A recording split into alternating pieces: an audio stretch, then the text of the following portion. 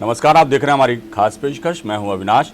Corona महामारी और तैयारी। जी हां, कोरोना की दूसरी लहर ने जिस तरह से कहर बरपाया पूरे देश में, मध्य प्रदेश भी उससे अछूता नहीं रहा। लिहाजा तीसरी लहर की आशंकाओं के मद्देनजर बहुत सारे इंतजाम सरकार द्वारा भी किए जा रहे हैं। बेड की संख्या बढ़ाई जा रही है अस्पतालों में, नए अस्पताल बनाए गए और ऑक्सीजन की कमी ना हो इसके भी पुख्ता इंतजाम किए गए हैं। और सबसे बड़ी बात है, वैक्सीनेशन महाअभियान चलाकर सरकार ने कोशिश की है कि समय सीमा के भीतर ज़्यादा से ज़्यादा लोगों को वैक्सीनेट किया जाए, ताकि तीसरी लहर की आशंका जो आ रही है उसके असर को कम किया जा सके। सरकार के प्रयास बहुत तेज़ी से चल रहे हैं, लेकिन लोगों को भी समझना होगा कि ये बीमारी अभी गई नहीं है, अभी कोरोना मौजूद है और वो कभी भी अपने पैर पसार सकता है। लोगों को भी समझना होगा कि ज़रा सी लापरवाही उनके लिए एक बार फिर मुसीबत कहें या मुसीबत का जो है कहर बनकर भी वो बरप सकती है। लेकिन ज़रूरी है कि इसके लिए लोग कोरोना गाइडलाइंस का पालन करें, मास्क लगाएं, सोशल डिस्टेंसिंग का पालन करें। सरकार के प्रयास भी जारी हैं, लोगों को भी अपनी भागीदारी सुनिश्चित करना होगी, तभी हम जाकर कोरोना को हरा पाएंगे। और यही हमारा आज का विशेष, और इस पर हम चर्चा करेंगे अपने खास मेहमानों के साथ। वरिष्ठ पत्रकार खिलावन चंद्राकर हमारे साथ हैं। खिलावन जी, आपका बहुत स्वागत। और वरिष्ठ चिकित्सक डॉक्टर भुवनेश्वर गर्ग हमारे साथ हैं। भुवनेश्वर जी, आपका बहुत स्वागत। सबसे पहले गर्ग साहब, आपसे ही बात शुरू करता हूं। कोरोना की पहली लहर आई, बहुत सारी एहतियात बरती गई, बहुत सारी चीज़ें जो है उस वक्त समझ में नहीं आ रही थी कि किस तरह से कोरोना पर काबू पाया जा सके। लेकिन धीरे धीरे दवाएं भी बाजार में आई और कोरोना की रोकथाम के लिए उपाय भी बहुत सारे किए गए। लेकिन दूसरी लहर ने जो कहर बरपाया है उससे अभी तक हम और आप कोई भी उबर नहीं पाया। तीसरी लहर की आशंका जताई जा रही है, सरकार भी बहुत कोशिश कर रही है तमाम तरह की कि तीसरी लहर एक तो आए नहीं, और आए भी तो उसका असर कम हो, इसके लिए वैक्सीनेशन भी किया जा रहा है। लेकिन सबसे महत्वपूर्ण बात गर्ग साहब यहाँ ये है कि सरकार के प्रयास जो हैं वो अपनी जगह है, सरकार जिस तरह से जागरूकता प्रोग्राम चला रही है वो अपनी जगह है। लेकिन जो अनलॉक में छूट दी गई है, जो बाजार खुले हैं, लोग जो हैं उन्हें किस तरह से अब सावधानी बरतना चाहिए, क्योंकि बार बार बताया जा रहा है और तकरीबन 1.5 साल हो गया है ये बात समझाते हुए, लेकिन अभी भी लोग लापरवाही बरत रहे हैं और यही लापरवाही जानलेवा साबित हो सकती है और इस बीमारी को पैर पसारने का पूरा मौका दे सकती है। क्या कहेंगे आप? नहीं, बिल्कुल ठीक बात है। और जिस तरह से हम लगातार देख रहे हैं कि सरकार का सिस्टम तो जब साथ निकल जाता है तब लगने वाला होता है जी, और जनता उस लक्ष्य को लेकर लगातार डर और भय का माहौल बनाए बैठी रहती है, जबकि वहाँ साफ होता नहीं जी। तो अब दुर्भाग्य यह है कि हमने जैसे पिछले 1.5 साल से लगातार सावधानियों की बात कर रहे हैं, तो वायरस के पैटर्न को हमने कभी समझने की कोशिश नहीं की, ना पिछली महामारियों प्रकोप को समझने की कोशिश की। उससे क्या नुकसान है कि वायरस के शुरू 5 दिन में कोई प्रभावी जांच नहीं है, जिस वायरस के पहले 5 दिन में प्रभावी दवा नहीं है, उसमें हमने पहले दिन से जांचें करने का और लोगों को डराने धमकाने दवाइयां देने का काम शुरू किया था, जिससे हमको पहली और दूसरी वेव में ढेर नुकसान झेलने पड़े जी। अब जो तीसरी बात हम कर रहे हैं कि तीसरी लहर आएगी नहीं आएगी, मैं बहुत सीधी सी बात समझता हूं कि तीसरी लहर भी आएगी, चौथी लहर भी आएगी, 5वीं लहर भी आएगी, और अभी अगले 2 साल तक हमारे सामने बेहद संकट का समय है। लेकिन यहाँ किसी को डरने की जरूरत नहीं है, क्योंकि किसी भी वायरल संक्रमण में आपका जो इम्यूनिटी है, आपकी जो ताकत है, आपका जो भरोसा है, वही काम करता है, बाकी कुछ नहीं। हम लगातार देख रहे हैं कि जैसे अब डेल्टा वेरिएंट की बात हो रही है और डेल्टा वेरिएंट की भरमार इंग्लैंड में बेहद है। इंग्लैंड में फुटबॉल मैच का बिल्कुल पराचम पहुंचा हुआ है। इस समय दुनिया भर के लोग वहां पर इकट्ठा हैं और दुनिया भर के लोगों के साथ मेरा मानना है कि अगले 15 दिन में जब दोनों सेमीफाइनल मैच और फाइनल मैच जिसमें इंग्लैंड खेलने वाला है और इंग्लैंड में वो मैच होने वाला है, तो वहां से बेहद प्रभावी तरीके से संक्रमण दुनिया भर में पहुंचेगा और अगले 1 माह में हम डेल्टा वेरिएंट की तीसरी लहर देखने जा रहे हैं। ये बिल्कुल तय बात है, क्योंकि डेल्टा वेरिएंट पर यह भी कहा जा रहा है कि वैक्सीन प्रभावी नहीं है। इससे समझा जा सकता है कि इसमें अब कितना नुकसान होने वाला है। और इसके साथ हमें कुछ और चीजों पे भी बात करना होगी कि जिस तरह से हम देख रहे हैं कि हमने वैक्सीन के मामले में देखा कि हम लगातार चेतावनी दे रहे थे कि जिन लोगों को संक्रमण हो चुका है उनके अंदर बेहद अच्छी एंटीबॉडी बन चुकी होंगी, इनको वैक्सीन नहीं लगाइए, आर्टिफिशियल वैक्सीन को नेचुरल इम्यूनिटी के ऊपर प्रभावी मत करवाइए, उससे नुकसान हो सकते हैं। लेकिन वैसा नहीं हुआ। जो संक्रमित हो चुके थे उनकी एंटीबॉडी जांच होना चाहिए थी और उनको वैक्सीन नहीं लगाई जाना चाहिए थी। उससे हमको वैक्सीन दूसरे लोगों के लिए सुरक्षित मिल जाती, एडिशनल डोज मिल जाते। हमने ये भी देखा, हमने ये भी कहा था कि आपको किसी को भी एक वैक्सीन लगाने के पहले उसके अंदर एंटीबॉडी की जांच करना चाहिए। जिस तरह से हम लगातार देख रहे हैं सीरो टेस्ट में कि जगह जगह पर सीरो टेस्ट हो रहे हैं, और बच्चों में तो मुंबई और पटना में 50% से ज्यादा बच्चों में एंटीबॉडी मिल गए। इसका मतलब है कि बच्चे संक्रमित हुए और ठीक हो गए। ये बेहद पॉजिटिव खबर है, लेकिन दुर्भाग्य है कि देश का स्वास्थ्य विभाग इस खबर को यही बात है, ये जैसा आपने अभी शुरुआत में कहा था गर्ग साहब कि जब सांप निकल जाता है उसके बाद लाठी पीटी जाती है, यही इस बार भी कमोबेश देखने को मिल रहा है। पुराने अनुभव कि भाई ऑक्सीजन की कमी हो गई थी तो ऑक्सीजन की उपलब्धता सुनिश्चित करवा दी गई, बेड की संख्या कम थी तो बेड की संख्या को बढ़ाने के लिए पूरी सरकार और सरकार का अमला लग गया। लेकिन जो नए वेरिएंट आ रहे हैं, डेल्टा वेरिएंट है जिस तरह से, और भी अब आने वाले समय में क्या क्या रूप में हमारे सामने आएगा, उसकी क्या तैयारी है, उसकी क्या जांच है। और जैसा आपने अभी कहा कि जो संक्रमित हो चुके थे वो ठीक हो गए, उनमें एंटीबॉडी बनी है कि नहीं है, और उन्हें कितना जरूरी है वैक्सीन लगाना, इन सब चीजों पर भी ध्यान देना बहुत जरूरी होगा कि बहुत बारीकी से अब और संभल के कदम उठाने की जरूरत होगी। गर्ग साहब आपके पास वापस लौटूंगा, खिलावन चंद्राकर जी के पास पहुंचता हूं। खिलावन जी क्या कहेंगे?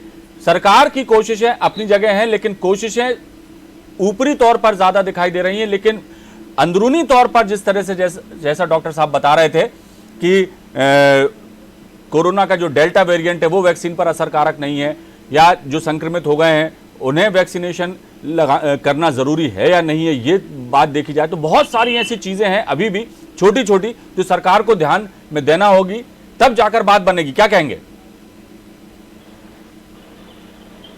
जी, सबसे महत्वपूर्ण बात यही है, डॉक्टर भुवनेश्वर की बहुत सारी बातों से मैं सहमत हूँ जी। आपने जिस तरीके से कहा कि सिर्फ सरकार के भरोसे नहीं रहा जाता, किसी भी महामारी से निपटने के लिए सिर्फ सरकार के द्वारा की गई व्यवस्थाओं के भरोसे रहना संभव नहीं है। उससे बहुत बेहतर हम स्थिति को प्राप्त कर लें, ऐसा संभव नहीं है। उसके लिए अवेयरनेस की बहुत जरूरत है। हम सबको साथ मिलकर, जो पीड़ित है उसको साथ मिलकर, पीड़ित परिवारों को साथ मिलकर, समाज को मिलकर जब सब एक साथ प्रयास करेंगे तभी इसमें सफलता मिल पाएगी। देखिए अविनाश जी, तीसरी लहर को रोकने, दूसरी लहर की अभी पूरी तरह से समाप्त नहीं हुई है जी। और हम ये कह सकते हैं कि बहुत कमी आई है, लेकिन समाप्त हो गई ऐसा कहना, अभी भी 35-36 आज 36 केस आए थे कल, कभी 54 हो जाते, कभी 50 हो जाते। तो पिछले 10-12 दिन से यही क्रम चल रहा है।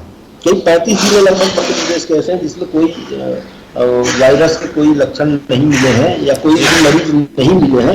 ये बहुत संतोषजनक बात है। लेकिन तीसरी लहर से बचने के लिए जो तैयारियां की जा रही है सरकार के द्वारा, उसमें अस्पतालों में बेड की व्यवस्था, वेंटिलेटर की व्यवस्था, ऑक्सीजन बेड की ज्यादा व्यवस्था शामिल है। मुझे लगता है कि सरकार इस मामले में बहुत गंभीरता से प्रयास कर रही है। मैं कल जब समीक्षा बैठक की थी, मुख्यमंत्री ने ली थी क्राइसिस मैनेजमेंट के लोगों के साथ मिलकर, तो ये बात भी सामने आई थी कि जो मेडिसिन की जरूरत है, जैसे जो भी लहर में जो वेरिएंट आएंगे सामने, उनसे बचाव के लिए जो मेडिसिन की जरूरत है उसकी भी उपलब्धता सुनिश्चित की जा रही है।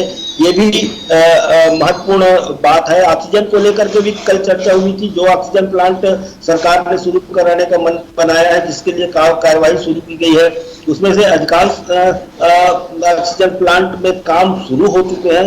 ये संतोषजनक बात है। और कुछ प्लांट से उत्पादन, 1-2 प्लांट ऐसे हैं जिससे उत्पादन शुरू हो गए हैं। तो मुझे लगता है सरकार ने पर्याप्त व्यवस्था की है। लेकिन जो तीसरे वेरिएंट से बचने के लिए, तीसरे लहर से बचने के लिए हमें जो उपाय करने हैं वो सामाजिक उपाय होंगे, सावधानी बरतनी होगी। मास्क, लगभग 100% लोग मास्क लगाएं, ये जरूरी है। बाजार में भीड़ भाड़ ना हो, व्यवसायिक गतिविधियां शुरू हो गई हैं, बाजारों में भीड़ भाड़ ना हो। राजनीतिक दलों के द्वारा आयोजित की जाने वाली रैलियों में ज्यादा ना हो। खेल के जो कार्यक्रम, जैसे डॉक्टर भुवनेश्वर ने बताया कि इंग्लैंड में आज ही मैच है, संभवतः एक पहला सेमीफाइनल आज है, और वहां भीड़ दिखाई देगी। कई स्टेडियम ऐसे हैं जहां 100% दर्शकों को एंट्री की गई है विदेशों में। तो मुझे लगता है इन सब बातों से अभी हमको बचना होगा, भीड़ भाड़ कम करने के प्रयास करने होंगे। मास्क के साथ जो है वो सामाजिक दूरी का पालन और जो दूसरे सरकार के जो सावधानियां बरतने के लिए हाथ धोने का क्रम जो है ये चालू रखना चाहिए। साथ ही टेस्टिंग और ट्रेसिंग ये दोनों अभी जो लगभग 60-65 लोगों का टेस्टिंग हो रहा है मध्य प्रदेश में, इस टेस्टिंग को जारी रखना चाहिए। मुझे लगता है टेस्टिंग और ट्रेसिंग ये दोनों पर हम बहुत ज्यादा जोर देंगे तो हम बहुत जल्दी शीघ्र ही तीसरी लहर को आने से रोक सकते हैं, और आ भी गई तो उसको कम करने के लिए प्रयास कर सकते हैं। वैक्सीनेशन, जैसे कि डॉक्टर साहब भुवनेश्वर भी मेरी बात से सहमत होंगे, वैक्सीनेशन ही एकमात्र बड़ा उपाय है जो कोरोना 19 के या दूसरे वेरिएंट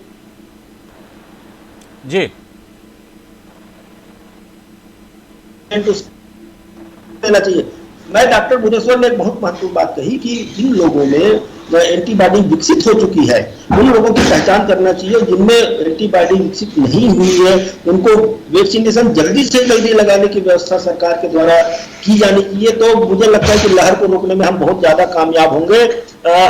लॉकडाउन के दौरान बहुत सारे खोल दिए गए हैं, सब कुछ खोला जा रहा है। स्कूल खोलने के बाद भी कल हुई थी कि लहर तीसरी लहर में ज्यादा मामले नहीं आएंगे तो हम स्कूल भी खोल देंगे, ये भी बात कही गई थी। लेकिन सतर्कता बहुत जरूरी है, और जो वेरिएंट आ रहे हैं नए कोरोना को हम देखिए चंद्राकर जी, एक तो सीधी सी बात है हमारे सामने आ रहे हैं, उसको रोकना बहुत जरूरी है, उसको समझना बहुत जरूरी है। और सीधी सी बात तो यह है खिलावन जी, यदि अनलॉक होगा तो खतरा बढ़ेगा, सावधानी बरतने की जरूरत है। बिल्कुल सही बात है कि सावधानी और सतर्कता में ही जो है बचाव है। लेकिन यदि जिस तरह से आर्थिक गतिविधियां शुरू की गई हैं, अनलॉक जो है उसका दायरा बढ़ाया गया है, अभी हाल फिलहाल में 11 बजे तक कर्फ्यू हटा दिया गया है, लेकिन दुकानें 8 बजे तक ही खुली रखेंगे। लेकिन जितना बाजार खुला रहेगा उतना जो है संक्रमण का खतरा भी बना रहेगा। दूसरी बात यह है कि दूसरी लहर, तीसरी लहर या चौथी या पांचवी लहर की हम बात जरूर कर रहे हैं, लेकिन कुल मिला के बात यह है कि इस तरह से भी इस बात को समझें, गर्ग साहब आप भी शायद इस बात से सहमत होंगे कि कोरोना गया नहीं है, वो कभी धीरे होकर उसकी रफ्तार कम हो रही है, कभी तेज रफ्तार में नए रूप में सामने आ रहा है।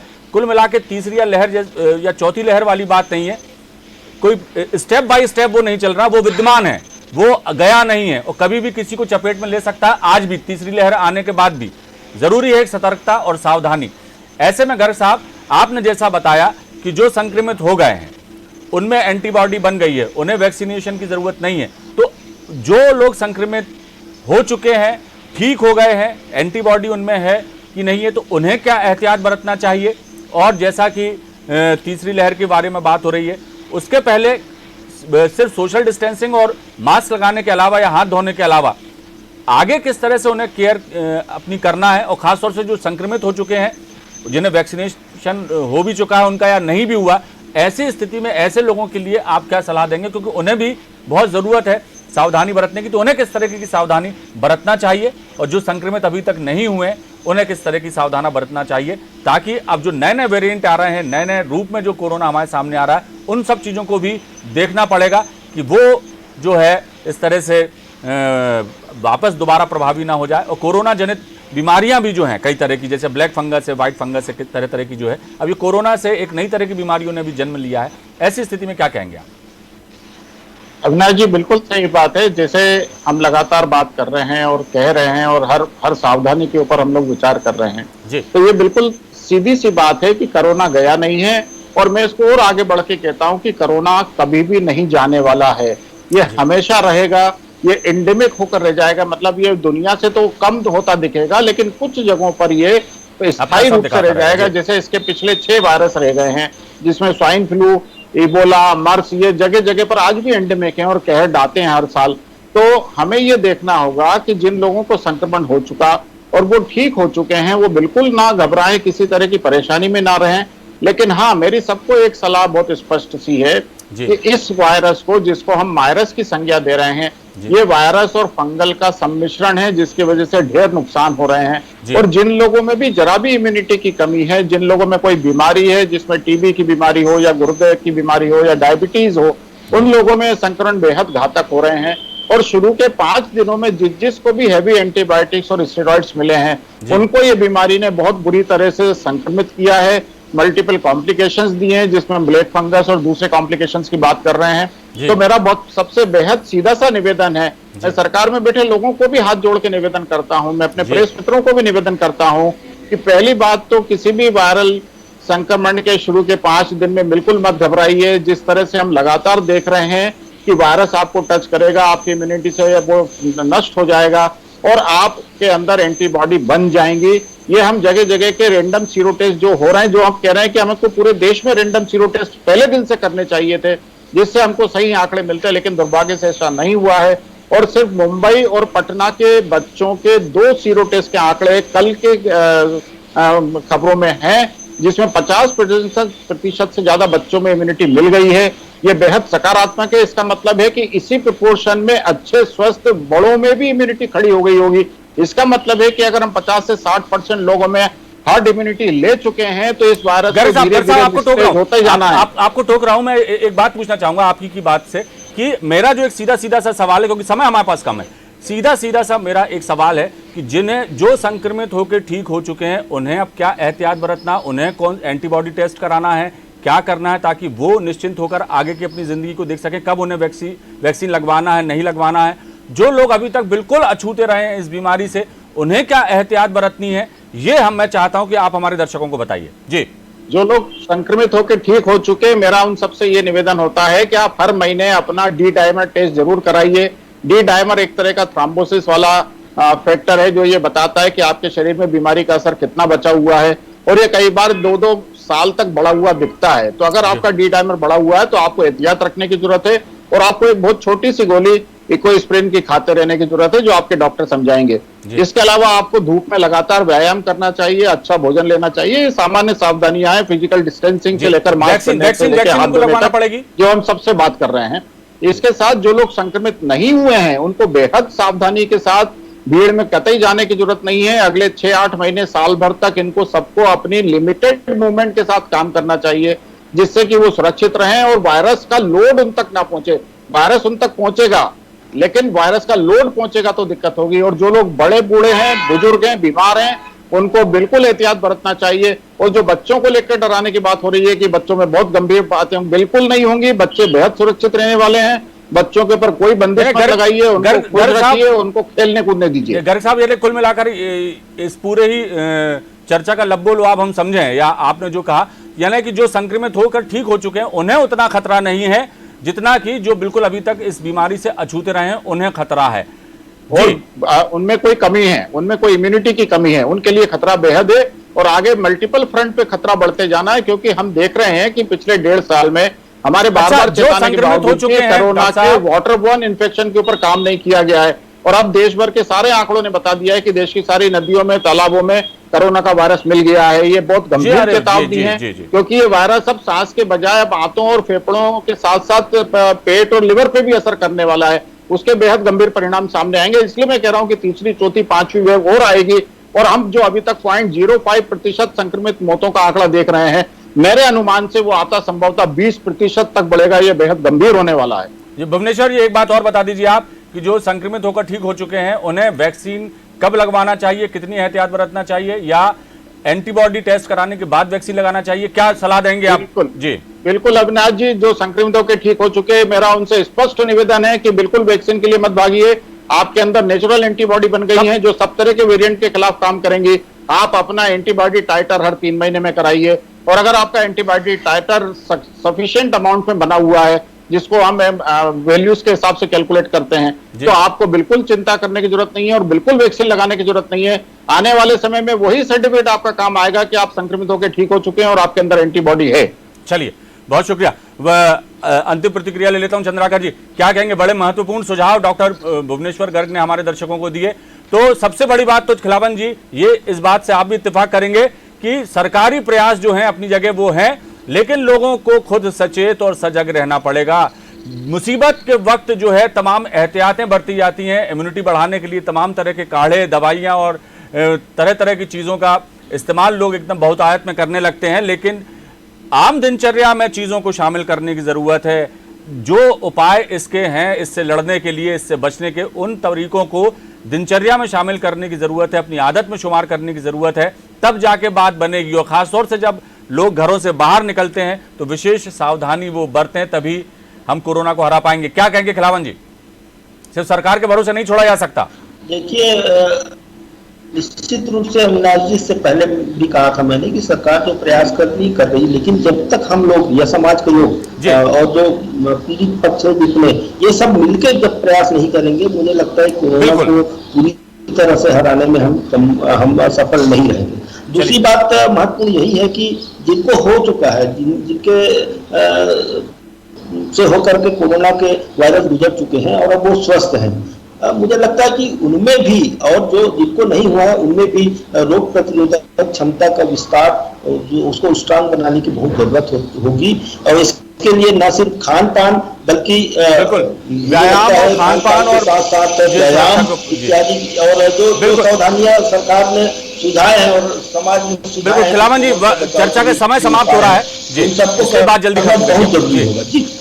जी बिल्कुल जरूरी है। समन्वित प्रयासों से ही हम ये जंग जीत पाएंगे। डॉक्टर भुवनेश्वर गर्ग जी, आपका बहुत शुक्रिया जो आपने इतने कीमती सुझाव हमारे दर्शकों को दिए। और निश्चित तौर पर यदि हर व्यक्ति इस तरह के सुझावों पर अमल करे और एहतियात बरते तो निश्चित तौर पर वो सुरक्षित रह सकता है, समाज सुरक्षित रह सकता है, उनका परिवार सुरक्षित रह सकता है। खिलावन जी, बहुत बहुत शुक्रिया, आप हमारी इस चर्चा में साथ जुड़े।